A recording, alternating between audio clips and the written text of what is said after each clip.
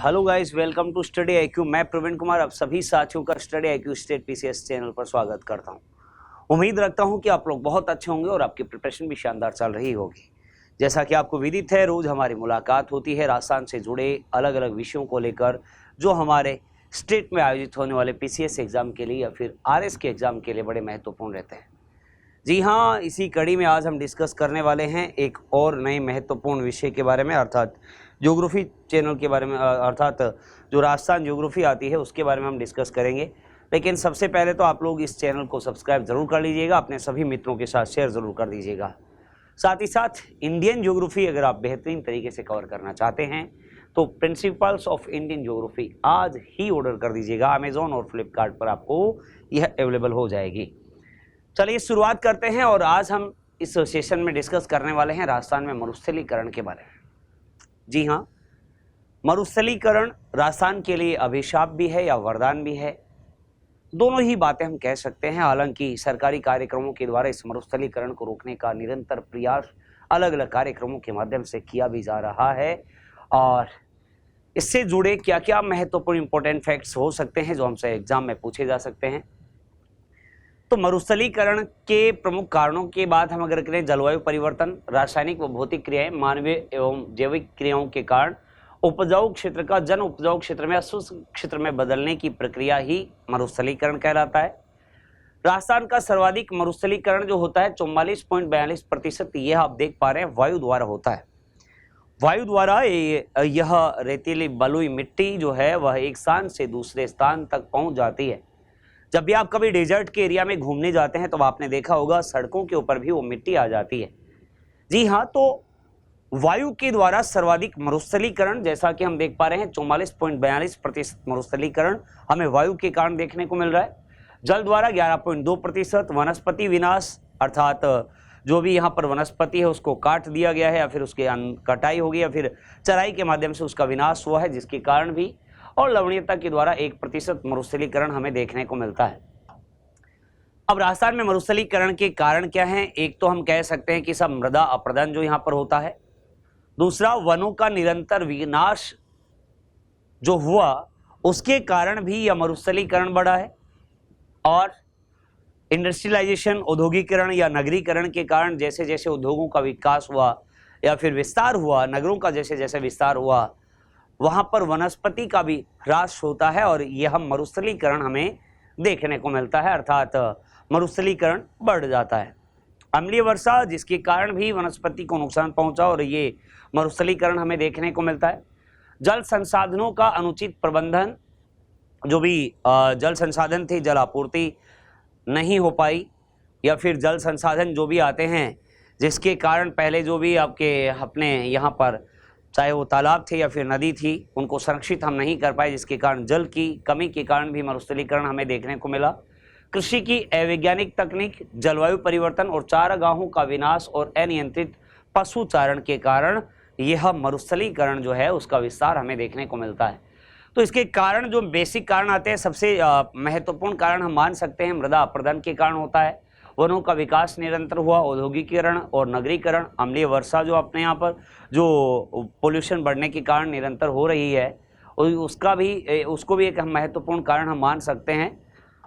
आइए जानकारी प्राप्त करते हैं। पूर्वी राजस्थान में जयपुर, अलवर, दौसा जिलों में मरुस्थलीकरण की प्रक्रिया तीव्र गति से हो रही है और रेगिस्तान का मार्ग जो है, रेगिस्तान का जो फैलना हो रहा है, अर्थात जो विस्तार जो रेगिस्तान का हो रहा है, पश्चिमी राजस्थान में सिरोही जो है ये रेगिस्तान का मार्च कहलाता है, अर्थात नए डेजर्ट का बनना। तो इम्पोर्टेंट बातें हैं, पूर्वी राजस्थान में जयपुर, अलवर, दौसा जिले जो है इनमें मरुस्थलीकरण की प्रक्रिया तेजी से अभी बढ़ रही है। रेगिस्तान का मार्च किसे कहा जाता है? रेगिस्तान का जो भी फैलाव या फिर विस्तार जो होगा, विशेष तौर से हम बात करें आपके सिरोही में, तो यह आपका मरुस्थल का बनना ये रेगिस्तान का मार्च कहलाता है। मतलब एक स्थान से दूसरे स्थान तक यह डेजर्ट जो है वह बढ़ रहा है, अर्थात फैल रहा है, इसी को हम मार्च कहते हैं। अब इसके उपाय क्या किए जा सकते हैं? आपने देखा होगा कि गाँव में क्या करते हैं, मान लीजिए ये भी कोई खेत है और इसकी बाउंड्री के ऊपर इस प्रकार से वृक्षारोपण कर दिया गया है, तो इसका मतलब इधर से जो एयर आ रही है, हवा जो आ रही है, जिसके साथ मृदा अपरदन भी हो रहा है, तो इसको इस बाउंड्री या मेड़ के माध्यम से पेड़ पौधे लगा करके इसका विस्तार जो है उसको रोका जा सकता है। तो वृक्षारोपण एक अच्छा तरीका हो सकता है। साथ ही साथ बूंद बूंद सिंचाई पद्धति या फव्वारा पद्धति के द्वारा जो कृषि जो है उसकी टेक्निक की अगर हम बात करें, तकनीक में हम बूंद बूंद सिंचाई का प्रयोग कर सकते हैं जिससे जल ह्रास कम हो। साथ ही साथ विवेकपूर्ण जल प्रबंधन किया जाए, जल का अच्छा प्रबंधन हो।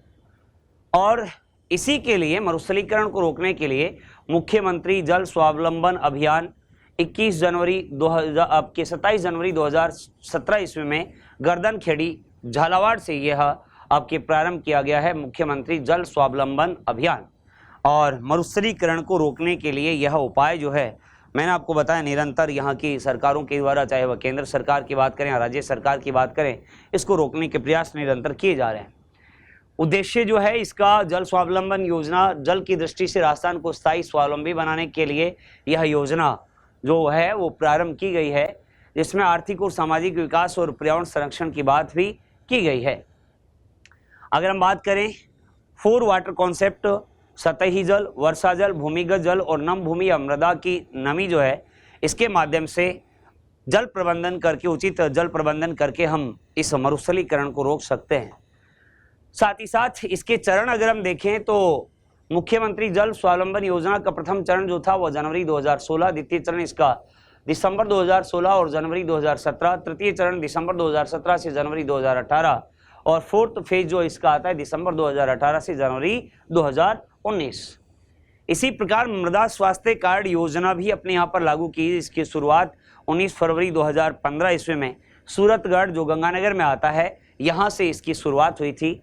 इसका उद्देश्य क्या है? मृदा को उसकी क्वालिटी जांच करके आवश्यक पोषक तत्वों की पूर्ति करवाना। हर 2 साल में किसानों के लिए कार्ड जो है ये मृदा स्वास्थ्य कार्ड योजना कार्ड जारी किया जाता है, जिसके तहत हम ऐसा जो मृदा है या ये जो मिट्टी है उसमें कौन से आवश्यक पोषक तत्वों की कमी हो रही है तो उसकी जांच इसके माध्यम से की जाती है। इसकी शुरुआत जो की गई थी 19 फरवरी 2015 ईस्वी की बात हम अगर करें, राजस्थान में शुरुआत सूरतगढ़ गंगानगर से हुई थी। प्रधानमंत्री नरेंद्र मोदी जी के द्वारा इसकी शुरुआत की गई थी और मृदा स्वास्थ्य कार्ड दिवस भी प्रत्येक वर्ष 19 फरवरी को मनाया जाता है और इसी दिन आपको पता होगा सूरतगढ़ गंगानगर से इसकी शुरुआत अपने राजस्थान में होती है। चलिए बढ़ते हैं मरु विकास कार्यक्रम के बारे में। और मरु विकास कार्यक्रम जो है 1977-78 ईस्वी में प्रारंभ हुआ।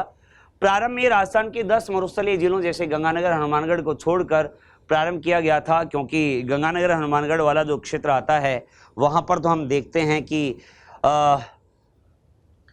नहरी सिंचाई के माध्यम से मरुस्थलीकरण को रोकने का प्रयास जो है वो किया जा रहा है निरंतर, और इस क्षेत्र में डेजर्ट जो है, मरुस्थल जो है वो भी कम हुए हैं।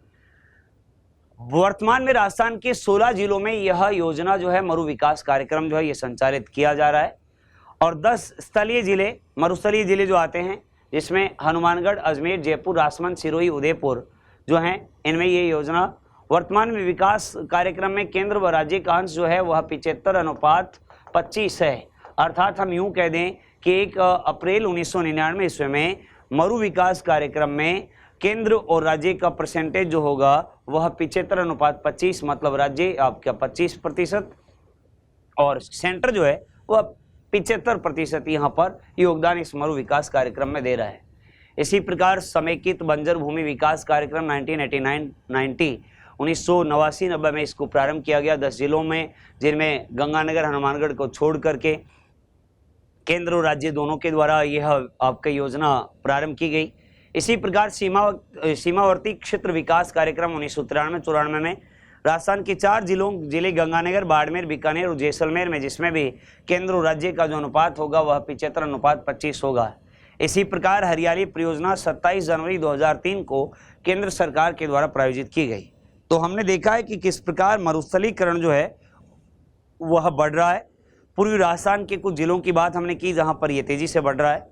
रेगिस्तान का मार्च हमने चर्चा की, एक स्थान से दूसरे स्थान तक जो मरुस्थलीकरण का विस्तार हो रहा है उसे ही रेगिस्तान का मार्च भी कहा जाता है। इसको रोकने के कुछ उपायों के बारे में हमने चर्चा की है और साथ ही साथ राज्य और केंद्र सरकार के द्वारा इस मरुस्थलीकरण को रोकने के लिए जो विकास कार्यक्रम निरंतर चलाए जा रहे हैं, या फिर हमने देखा मृदा कार्ड जो बनाया गया जिसके तहत जो भी पोषक तत्वों की कमी होती है उसकी प्रत्येक 2 वर्ष के बाद में जांच की जाती है। इस प्रकार से इस मरुस्थलीकरण को रोकने के प्रयास जो हैं वो निरंतर यहाँ पर किए जा रहे हैं।